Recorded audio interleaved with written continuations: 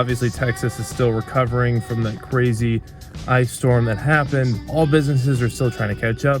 Most of the grocery stores aren't even close to restocked yet. The one thing that's affected me the most is I'm trying to get this going away gift for a lieutenant who's leaving back to Georgia in my company. It was supposed to be ready last week. Obviously that didn't happen, but he's leaving in like 2 days and it's still not ready. So Tanner, if you're watching this, I'm sorry, but don't blame me. Blame bad weather and Diana's flags and guide on. It's funny I bring up the storm because we're also still having like pipe bursts and like stuff like that happening on post.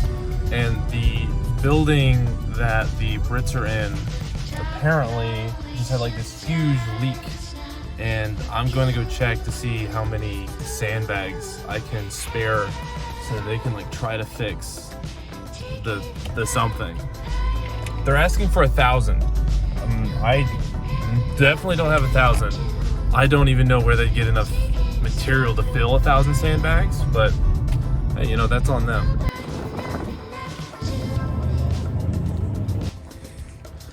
All right, I have sandbags. I don't know how many of these are, but time to save some Brits.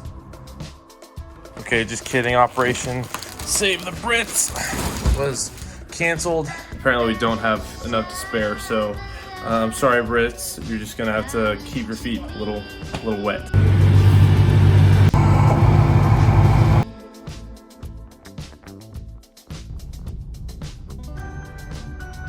So I'm currently like downtown in the little town that I live in, and I don't really come here that often. It's like 5 minutes from my house. Really cool, just kind of like older spot that has like a bunch of cool shops and restaurants and stuff. But my main mission today is to get books for gunnery going into next week, because it's gonna be 2 weeks of just straight little, if any, phone, because I can't make a phone battery last that long, and I should probably keep it for emergency. The books is gonna be the way to go, and I'm gonna see what I can grab first at this local bookstore, and then at a bigger like Barnes & Noble thing. Prefer to hopefully get all the stuff at the smaller store, but if not, see how it goes. And we're gonna start right there.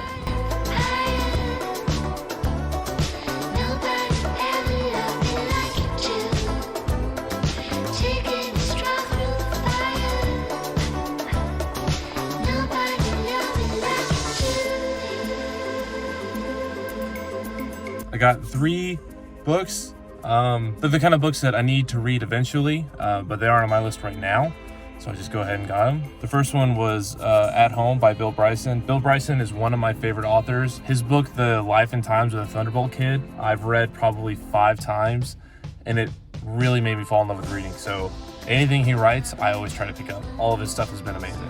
And I'm just now realizing that I basically bought this book, which is included in this book. That just means I'll give this away whenever I'm done reading it.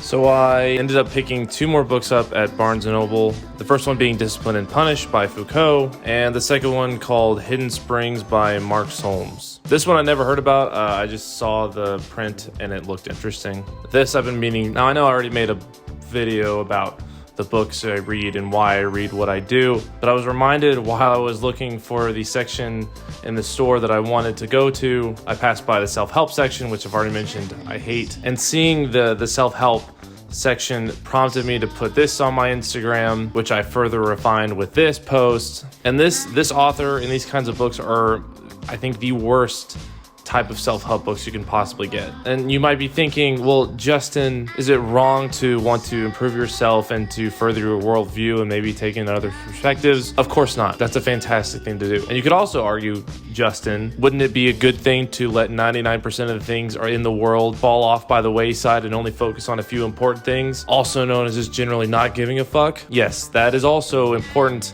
and I believe in that. But it's the target audience and how it's presented that I cannot stand.